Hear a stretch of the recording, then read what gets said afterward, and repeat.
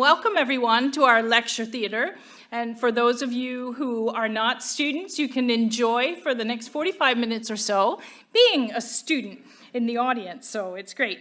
I wanted to note that you all have a handout, and the handout is about the collection of artworks that we have throughout the building, and you are welcome to take a look at the art as you take your tours through the building. The artwork was cultivated in a partnership with the Ottawa Art Bank, who have been a fantastic partner, and art is meant to reflect our values and to promote our strong culture of support, inclusion, and compassion at the Sprott School of Business. So please enjoy the art. And now, if I may, I'd like to actually introduce our panel. Our panel discussion this evening is about the power and potential of education to create a better world. This topic is aligned with our mission as a school. It's a very topical discussion to have in today's world as our sector, the post-secondary sector, is actually being disrupted as much as other sectors are being disrupted. And so our purpose and our relevance to our communities is something that we're always challenged to demonstrate as post-secondary institutions. And we are very fortunate here at the Sprott School of Business and at Carleton to have wonderful partners to help us on our journey to creating impact and to really understanding what our community and our students need to be successful in this new world. So I want to thank our panelists for joining us. We have 4 fantastic panelists with us, and I'll start with Kelly Lendsay, who is the president and CEO of Indigenous Works, which is a national social enterprise with a mandate to improve the inclusion and engagement of Indigenous people in the Canadian economy.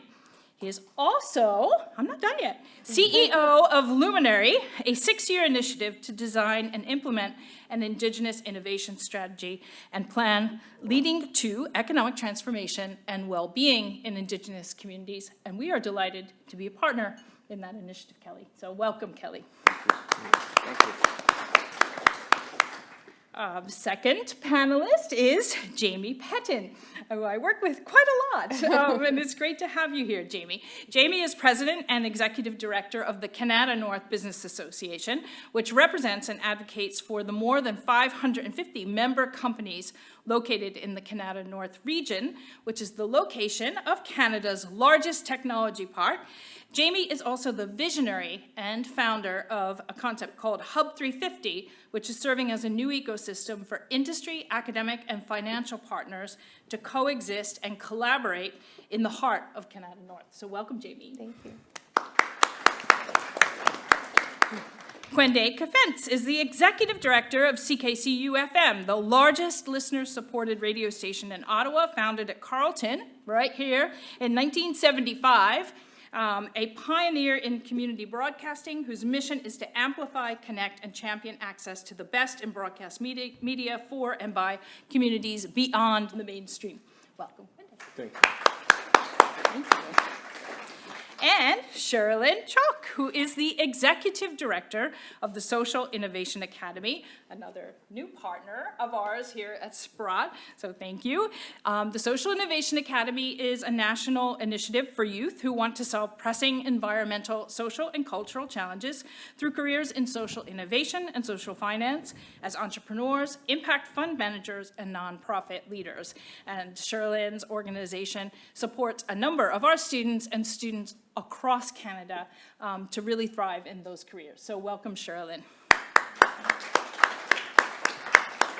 Okay, let's get started. Now it's over to you, panelists. So I wanted to just start with a question because this panel is about the power and potential of education and really ask you, what does education actually mean to you? And what do you think makes a post-secondary educational experience meaningful? And I'm going to start with you, Kelly. Great, thanks for the invitation. Great to join you from Saskatoon, Saskatchewan. Great to be here on unceded Algonquin territory. Welcome to our worship, to President Benoit, Chancellor Jerry, and certainly to our Dean Dana Brown. Great to join you. It's my first time wearing a tie in 2 years, and pants. You know, I got to see the class of 65 get their photo. And, you know, you see these, I looked at this group and I thought, what I see is a bunch of retired teenagers. I mean, they're still going at it.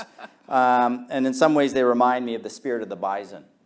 The bison is the only animal that instead of turning its butt into a snowstorm and weathering it like a horse or a cow would do, the bison goes into the snowstorm head first, thereby getting through the storm faster and plowing a way for the young ones. And so let's give a round of applause to that class of 65 in the spirit of the bison. Yes. The reason I cite them out is we still need you, just like we use and need our elders. You are elders, and we need on this journey of Indigenous innovation that I'm going to share with you. Dana asked me, you know, to this question about the power and the importance and spirit of education. On the Native side of my family, the Cree Métis side, I always remember saying to my grandfather, Pete Martell, I said, Pete, I got my second degree. First degree was kinesiology. My second degree was an MBA. Okay. He says, well, it's a good thing you got those degrees, because if you don't have them, you have to use your brains. And I think that's the spirit of what Mr. Nichols talked about.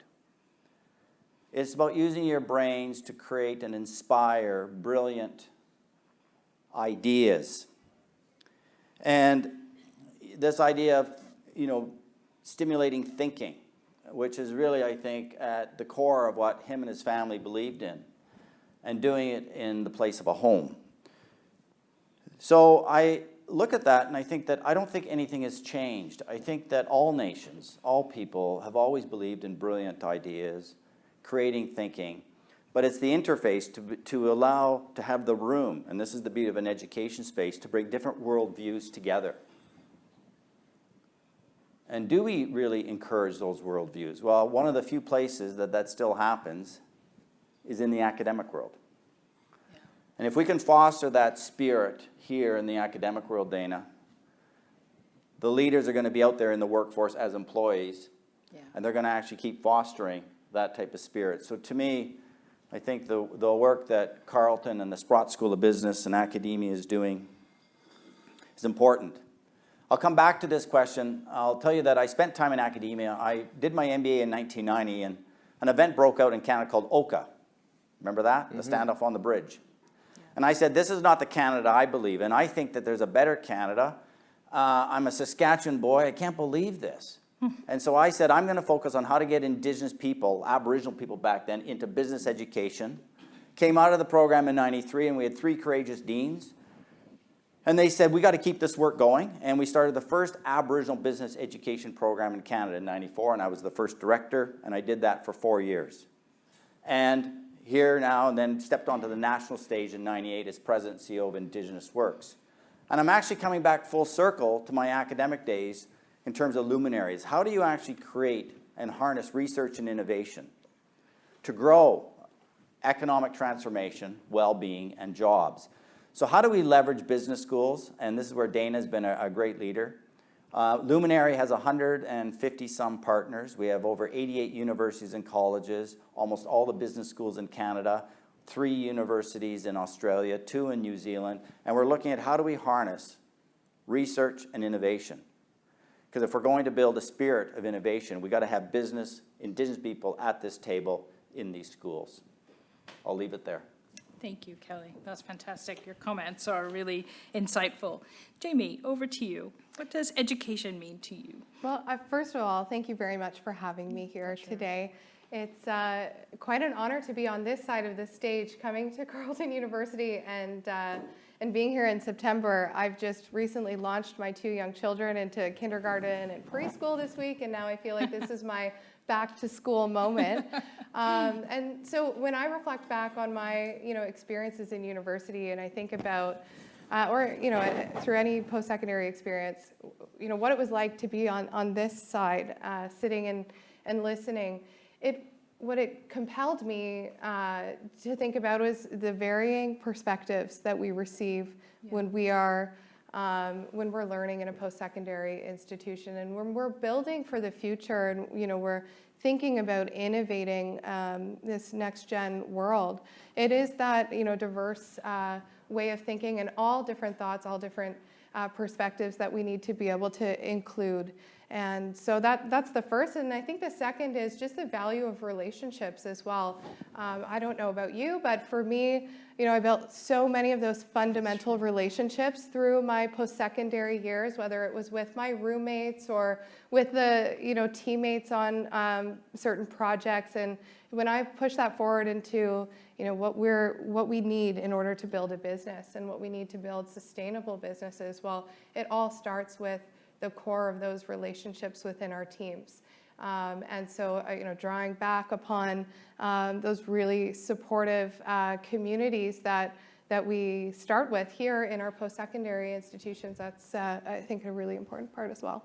Thank you, Jamie. I think you're both saying something that's really important, and I think very important for all of us to consider as educators, which is that it's not just what happens in the classroom or the transaction between the professor and the student. Education is so much more. It's about bringing that creative energy together, bringing those diverse voices and ideas in one place, and creating the opportunity for people to come together and innovate and create and inspire one another.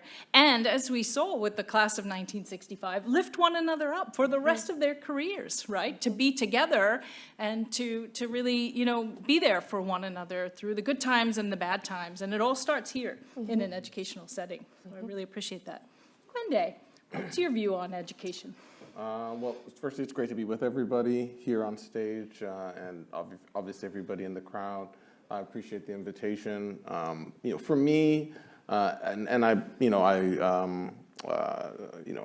agree with what has been said before, particularly in terms of building relationships and that component of it. So networks are a big important part of it. I think for myself, my journey was very, very circuitous through education, and I think that that's something that is underrated, I guess, in terms of education being a phase of your. And I think education, in some ways, is a mindset, and in as much as it's a stage of your sort of natural life in terms of going through school. I think I had a great opportunity at Carleton to explore a wide range of ideas that actually led me into some really unique career opportunities in the future that would not have been possible had I not sort of gone off the beaten path and leveraged all of the opportunities to develop relationships in different subject matters, with different professors, with different colleagues. And so, I started out in the College of the Humanities, but then in my fourth year, I wanted to do a directed study that really focused on sort of the relationship between space, sort of the spatial relationship, or how space and cultural development connect. Right. And so I went and started doing classes in the architecture department, and started really looking at the relationship between culture, particularly contemporary urban cultures and architecture. And this led me into this whole other space, which landed me at the city of Ottawa, working there, developing cultural policy. Yeah. And all of that really came from me being able to follow my curiosity and sort of like push the limits of what I could do within the institution. I ended up graduating after a long time with a degree in interdisciplinary studies. Right. So I was able to take many of my credits and pull them together into something that made sense for me. Yeah. And then I was able to use that as a launching pad to get into a career where, when I went to the city and started talking about mapping cultural assets and using GIS and starting to think about how culture and the city connected in this material way, that wasn't happening at the city, and it wasn't something that they were pursuing, but it was something that I was able to discover was a thing through my ability to explore at Carleton University. And so I think that sort of that experience of exploration and intellectual exploration and being able to sort of develop a plurality of interests and find a way to coalesce them is something that's really it's a unique opportunity that post-secondary offers you. Yeah. And I think that it's something that, and it was, for myself, it was beautiful to be able to take advantage of. That's great. I love that education is a mindset, right? And that really reflects the fact that we are lifelong learners. And we go through life and we learn, and once one door is opened and our mind is opened to something new, it may take us in a path we never imagined before. Yeah. And I get this question so often from students, I'm not sure I know what I want to do 4 years from now. Don't worry about it. Right? Exactly. It will come, right? Build those relationships and partnerships in the community, and your mind is open to all sorts of new opportunities. So thank you for sharing. Cheralyn, how about you? Yeah, well, first, thank you, Dana, for welcoming Social Innovation Academy here to Sprott. I actually just moved here from Vancouver 2 weeks ago, so a room full of new people is very welcome because I'm taking friend applications if anyone's interested. And so what you just said around, students saying, I don't know what I want to do, I think that the space of a school or education is really about not what do you want to do, but who do you want to be in the future. And I think that, like for me, I went to the University of British Columbia in my hometown, and I look back at that now as really being this place where I was just free to explore, like what were the issues that I was interested in playing a small role in solving one day, whether those were environmental or social or cultural, and having the ability to just test out what I liked doing or what I was good at, and what I liked spending my time on. And so I think that educators have this incredible power to shape very young, very formative minds, to help them think about the values that they want to carry on, far beyond the classroom. And so I think at the end of the day, that's where it stands. Like young people know what they care about, and if they're given the agency to, take that stance in social justice or different issues in the classroom, they will be able to have that freedom later on. And I think what, building on Kelly and what Jamie was saying about the power of community, looking at relationships not as transactions. I think in the business school we're taught like, oh, how do you get a job? But it's how do you start that relationship with someone that's genuine, and you want to just create that relationship long into the future without thinking about what's in it for me. And I think that's so important to share with students. I really love that. Jamie, you want to jump in? Yeah, I love those comments, and I think about those values that we all were hoping to inherit while we were in our university or post-secondary experiences. And what I think the universities have such an amazing opportunity to do now, especially through this transformation, is to support students in understanding the art of the possible. Because the reality is our world is digitally transforming every single day.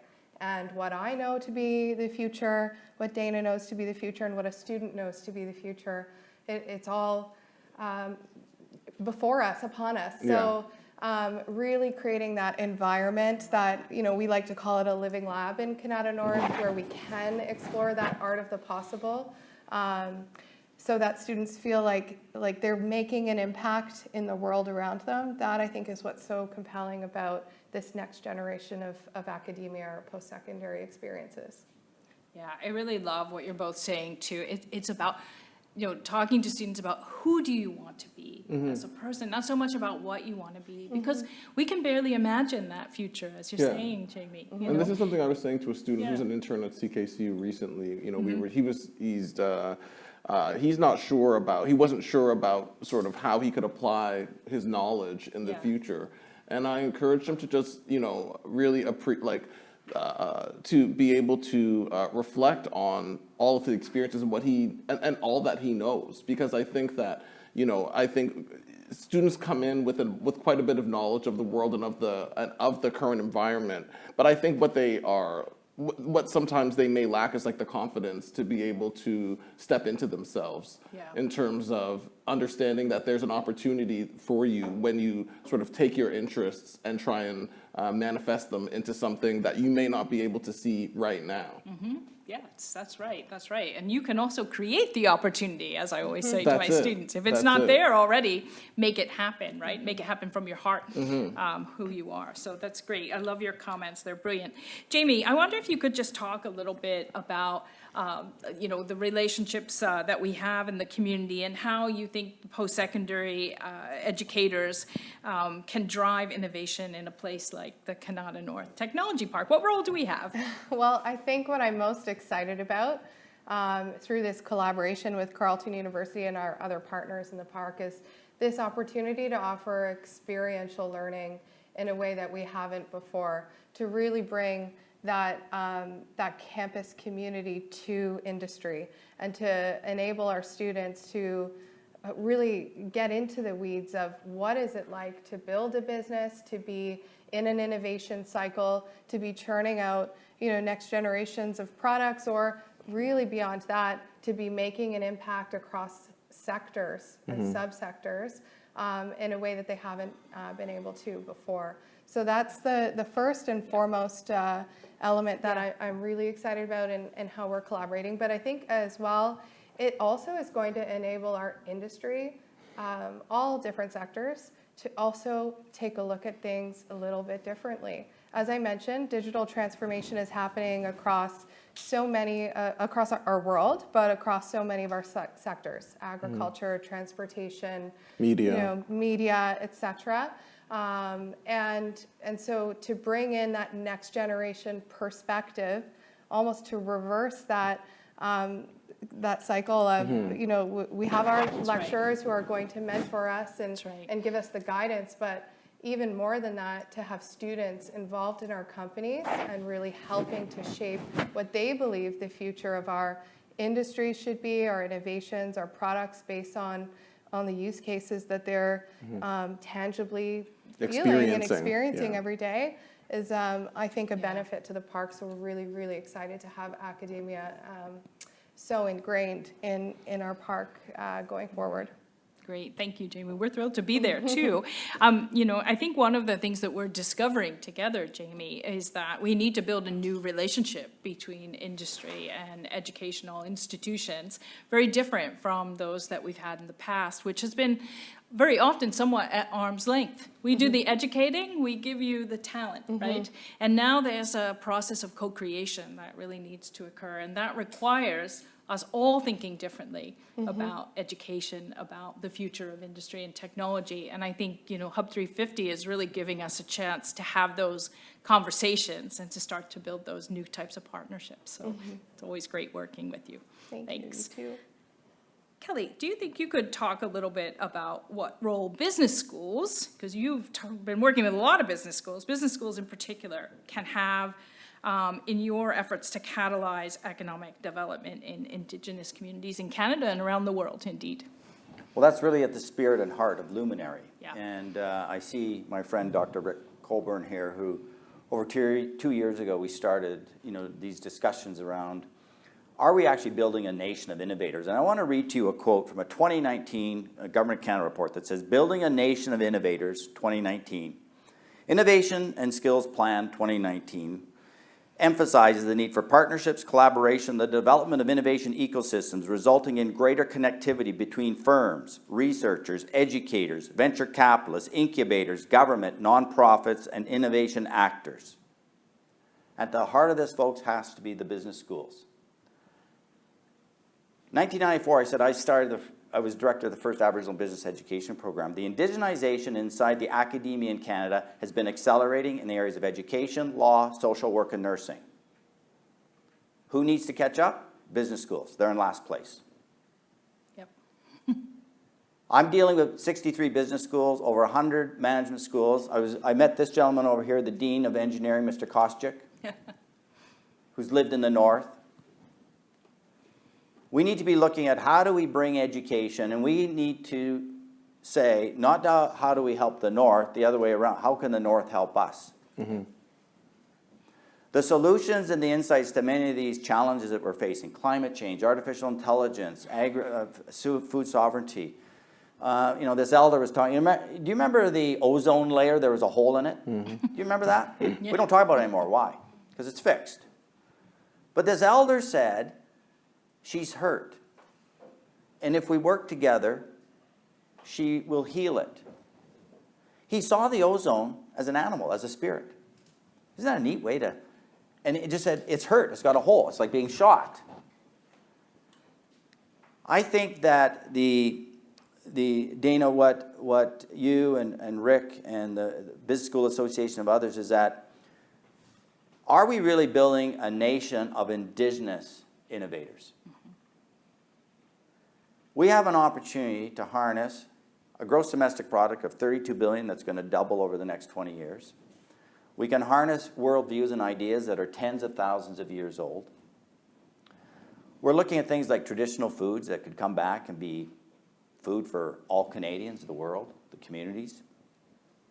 And so really, I love this innovation hub that's downstairs, right? And you pointed that out, is that there's a guy in the States, his name's Dr. Andy Hoffman. You should read his book, The Engaged Scholar, and he talks about the decay of truth. And he basically says universities are at a crossroads in terms of a crisis of relevance. How relevant are we to community, to people? And in my case, how relevant are we to Indigenous people? I think there are 5 Indigenous PhDs in business schools in this country. 5. We need 200. That's the kind of things that we need to set our sights on and say we have to go about growing that. We have to increase, of course, the intake into business schools. But what's really cool about this is that the whole area of Indigenous innovation is going to stimulate more multidisciplinary research. Indigenous people don't think in these straight silos. There's an economic problem, climate change, or food. Right. Food brings in, if we're growing this particular food, it's a traditional food, how does that affect the health and the diabetes? And then where does it come from on the land? And then there's the legal rights issues. And so there you get into this, use this word holistic, but it's true. They do see it through these medicine wheel approaches and other worldviews, and it's going to actually pull more multidisciplinary teams together. Engineering, nursing, social work, anthropologists, business people. But at the heart of it, Dana, we as business school leaders need to be the catalyst to do this. And I'm confident that with the partnerships that have been developed, that we're gonna do it. I'm confident too, and I'm humbled by what you say. There's a lot of work to be done. Larry, I told you we needed to work together more and more, and we will. I think that's one of the things that we've tried to forge together as deans as well, is a multidisciplinary approach with this business school and the Innovation Hub, in some ways being the front door to that, and bringing our different disciplines and our lenses together to create solutions to some of these challenges. So thank you for that. Cheralyn, what opportunities do you think universities have but are perhaps not yet seizing to create positive impact in their communities? How many minutes do I have? Yeah, a lot. So I think starting at what universities or colleges, their greatest resource is, that's like everywhere, is talent and that potential of where their students and alumni will end up in the future. I looked it up today. There are 2.2 million students enrolled right now in post-secondaries across Canada. I'm thinking about, when we're working now as professionals, like what we follow the most are people rather than organizations. At least that's how I've been looking at it. And I think it goes back to how can schools use or create these really great leaders within their schools and work, as Jamie was saying, with industry and with the real world through experiential learning. And I think there are different ways that we can look at experiential learning. Of course, it's students going out into the real world and working on projects or making investments, which is something that we do with the Social Innovation Academy and our partner, National Social Value Fund. But it's also, being able to give back to those organizations that are doing such critical work, but oftentimes don't have the resources or don't have the capacity to think about bringing in new ideas or a fresh perspective to the work that they're doing. And I think that the learning that's captured in research, as what was said earlier, needs to be translated into ways that normal people can understand. And so it's not just sitting in, I don't even know where research goes when it's done. In a journal. In a journal somewhere, but some of these people. is translated into actionable pieces of information that community can then take and implement in their work. So there's so many different ways, and I have to mention the endowments across universities in Canada. There's 20 billion sitting in endowments at major universities, and unlocking that, or at least 4% of that, would be about 800 million into impact investing, and that's what the federal government has committed for 10 years. And that's such a small percentage, but there's so much potential there. So I could go on and on, but I'm just going to stop here. Lots to unlock. It's a common theme Yeah, here. for sure. And Kwende, maybe you could reflect a little bit about how universities and business schools can contribute to breaking down barriers to inclusion, and some examples you might have seen of that. Well, I mean, I think, and we've talked about this a little bit before, that, you know, I think, I went to Carleton, but I also went to school in the UK. I did a degree at UCL, and, you know, I was able to see there the ways in which universities really do engage, and I guess this is something that Kelly talked about as well, you know, and obviously it was happening then, but I think it could happen more in developing businesses and developing either nonprofit businesses or for-profit practices that have that social purpose, that allow and that allow for communities outside of the university and from within the university to participate in that enterprise.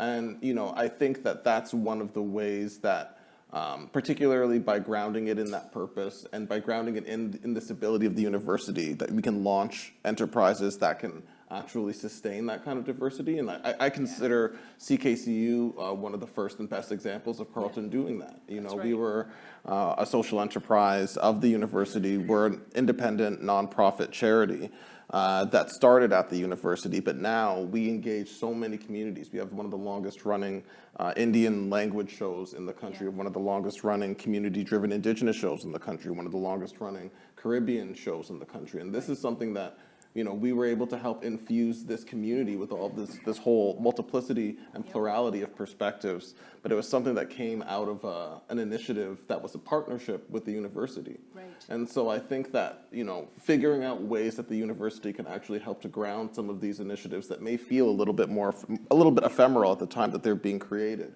but that have, you know, a lot of potential for long-term impact in the community. I think that that's something that, you know, obviously, you know, and you're doing it now with the Innovation Hub and starting to do more of it, but I think that that kind of activity is really important. Yeah, I think what you're saying there is fantastic, and all of you are really evoking a theme in my mind around, you know, we need to take some risks as a university. Doing things differently entails a little bit of risk, right? And breaking down the way things are and opening up to new ideas and new ways of partnering, new ways of developing opportunities for our students. And I think that's something we have to all keep in mind, those of us here from the university. Can I ask if there are any questions from the audience or any comments? Gentleman over there. Yep, Jason. You bring up the idea of risk. Is there any comments from the about shared risk models? Because you can collaborate, but you have to share risk. Yeah. Maybe there's some ideas that can come from our lesser speakers. That's great, thank you. I'll start Kelly, this go one. for it. I think you need shared risk and shared accountability models. I'm with you, man. Indigenous people need to be at the table sharing the risk and the accountability. And I've worked with corporate sector for over 30 years, and they go on, I mean, it's, you know, on the Indigenous Works side, you know, hiring people, recruitment, retention. I go, look, get into partnerships with Indigenous people, with the community. They need to be at the table. They can do part of the screening. So this whole idea of shared accountability, the most successful Indigenous corporate partnerships have been where there are shared accountability. There's no finger pointing. You did that. We did. We either succeed together or we fail together. And then we learn from it. So you're on the right. That's the right. And you can't get sucked into the romantic side of all this, right? That we all hold hands in a circle and you know, we do. But the circle's important. But when it comes right down to partnerships, you said relationships. Relationships, reciprocity, respect. Those three things. And it works both ways. I mean, people forget the partnership goes both ways. So I think that how do you actually structure these so people, you know, see the risk? Look, business and everything is more complex today. We need each other. We need to work together. And, you know, at the heart of it, I do believe in inclusion. Obviously, that inclusion works, and the things that we do is what it's about. But at the heart of it, I think, is creating that that sense of working together, being able to hear each other, and having that sense of shared accountability and risk. Yeah, thank you for that. Anybody else want to comment on that? Well, we're in such a poignant time right now in tech and innovation. There's fundamentally a war for talent. There's not enough talent to fulfill the work plans, the innovation pipeline that we have within industry. And so I think it's about reaching a shared desired outcome. There's, of course, all of the warm and fuzzies around inclusion, but there's also a business outcome, and that's in expanding our pipelines to talent and bringing in diverse perspectives. And on the other side of that, creating opportunity for those who would not have otherwise have had it. And so I don't know if it's about making the decision or not anymore. It's been made for us. We need to create diverse and inclusive communities within our companies and within our communities, if that makes sense. And so, you know, to your point, it is about that shared accountability, but really that shared outcome of what we're receiving as a business by having these brilliant minds that we would not have otherwise considered previously, and what those individuals are receiving in terms of opportunity. If I could, I'd like to add to it just to say that, you know, in addition to that shared risk, and as you said, shared outcomes, there's this shared vision as well in terms of, you know, where do we all want to be at the end of this? And where do we see ourselves being as a community of actors at the end of whatever process that we're working through? And I mean, this is something that we're working on right now. CKCU is working through our strategic plan right now. And, you know, we are an organization that broadcasts very broad, like our broadcast radius extends over to Gatineau, deep into, you know, deep into the Gatineaus, deep into the sort of like rural areas of Ottawa. Yeah. And we have to find, you know, and those are all our stakeholders. Yep. And so we have to find a shared vision that we can leverage to actually, you know, build the next iteration of this resource for the community. And so I think that, you know, within that context, there are a range of like smaller organizations or community organizations with who, you know, we have to be prepared to share risk with as we develop the next stage of the organization and the next stage of the community. Yeah, absolutely. Thank you for those comments. We have time for one more question from the audience. Anybody? Comment? Yeah, Robin? Sorry. Okay. Canada, we're located in Canada, and we know that we attract students from around the world, but we also know that we're competing with other destinations to attract students around the world. I'm wondering what you think Canada brings to the table that's unique and special, that both creates unique opportunities for students coming from across the country and around the world to here, but also that can help Canada be more competitive as a place, as a source of economic growth. Really great question. Cheralyn, you want to start? I would love to start. I have, we work with a lot of international students within Social Innovation Academy, and there's this huge challenge that any federal government that goes towards subsidies for students aren't applicable to international students. So we bring them here, but there are way fewer opportunities available to international students compared to domestic students, and then it makes it really hard for them to get a foot in the door and then establish their careers here. This is not answering your question anyway. I'm just identifying what has been a pretty big logistical challenge. And so getting creative in terms of, like, you know, when a company or a startup or a nonprofit, they want to bring in a new perspective from a student that's not from Canada originally, it's really hard for them to do that practically. So I will leave it to the other three to actually answer your question, but I just wanted to point that out. Well, I think it's a good answer to the shared risk question, right? Is that we see this all the time, right? Is that we need talent. We have international students. It's really difficult as an international student to get a job in Canada. Right? I'll say that, and I think that this is this may be endemic of sort of like the international student trope in general. Like when I was in the UK, like I was scared to work over certain amounts So that I didn't want to get a certain amount of money because I didn't, so this is like I think this is, so you're speaking to something much broader about the way that universities and the whole relationship between universities and international students. And government, of course, yeah, right. No, exactly. I do think that, something that is, and that I reflected on in terms of my experience in the UK versus my experience in Canada, as I was a domestic student here and I was an international student there, but when I thought about the experience, a lot of it had to do with sort of like cultural pluralism and how much, and the ability to reinvent. And I think that that's something that you can do in Canada. I think there's a unique, and I don't want to over-valorize, like, you know what I'm saying, this idea, but I do think that folks, do come here and they say, oh, I think that this is a place where I can be whoever I want to be. And I think that, that's, and, I don't know if that's, that might not be answering your question in terms of speaking to a specific program or a specific type of,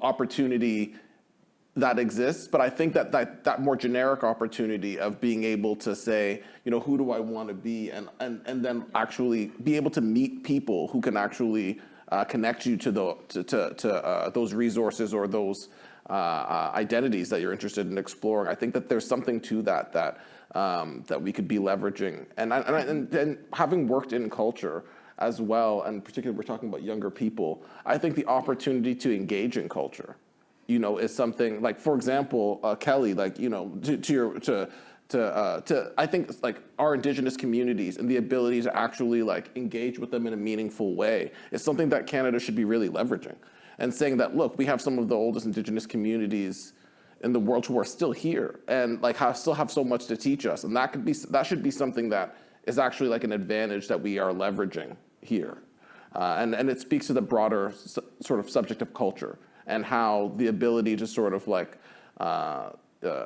manifest, cultural pluralism is something that I think Canada has going for it. Thank you. That's great. That's great. Jamie, any comments on that, on Canada? Well, we have to offer.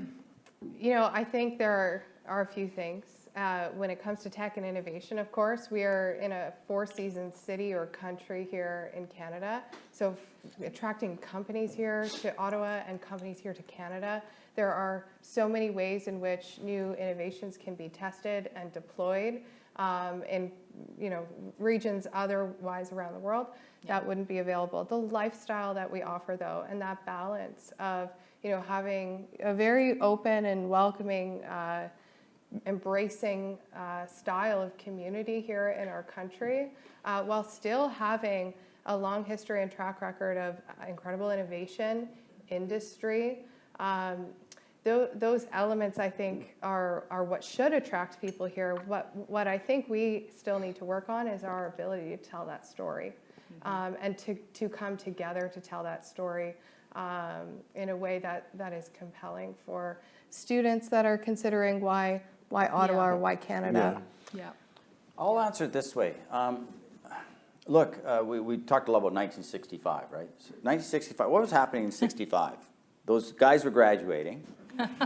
Martin Luther King was marching up the steps of Montgomery, Alabama, up the Capitol steps. And there was less than 100 Indigenous people, Indians, in universities in Canada. So you fast forward to today, Rodney King. George Floyd. George Floyd are, and you start naming them off, and on the native side, the blockades, the gravesite discoveries. Of course. So even your question is slanted to bring out these. So I draw a ledger. Why do people come? What do immigrants and students look for? What do they see on the positive side? Peace, security, social society, civil society, an opportunity. I mean, Canada's got it. We're on the deficit side of the ledger. I thought we'd use a balance sheet. Business school. On the deficit side of the agenda, racism. Yeah. Yeah. Ask the folks in Montreal, the Muslims, looking at legislation there. Ask the LGBTQ community. not such a, not a good scorecard, right? So I think we got to learn, you know, yeah, we got our deficits and we got to build from them. Look, I remember 10 years, I said, here's one other thing I think we are failing to do as Canadians. We're creating brain drain in those countries and not giving back to them. You ever think of that? I said this to Jane Stewart 15 years ago. She ran a forum and we were talking about, you know, immigration strategies and all this other, and I got invited, and I remember saying to Ms. Stewart that, what's our obligation when we're pulling out all that talent, bringing it here? What's our obligation back to the world and those communities? This is no different than pulling them out of an Indigenous community and leaving them brain drained. So I think there's you know, bigger issues like that we need to look at in terms of what and where and how we're sort of growing capital and stealing capital and human capital I'm talking about, but that's sort of how I would look at it. I think if we're honest, we create a ledger. Yeah. Look at what's working well. Keep promoting that. Do it well. Where it's not working, let's address it. Thank you for that, Kelly. Those are important points. You forgot the weather on the deficit side. Yeah. Not all the time, 4 seasons. Fishing. Are there? Oh, that's great, though. Thank you. I'm just going to wrap up because I know you all want to go and network and have a tour of the building. But I guess, you know, on my mind, in the world we're living in right now, I always have this sense of urgency. And I think that sense of urgency comes from, you know, both the problems that we see in the world today, but most importantly from the opportunities that I see every day in my job. And I want to seize those opportunities to make positive change. Do you share that sense of urgency, and how would you articulate it in the sense of, you know, us as post-secondary institutions needing to act? I can put it into figures, and this is just from my view of the world. In the tech park, we have 33,000 employed in the park today, and we're growing at about 1,000 new open roles every year. So that urgent need and desire to connect talent in a variety of different ways to industry to create these innovative solutions, it couldn't be ever more.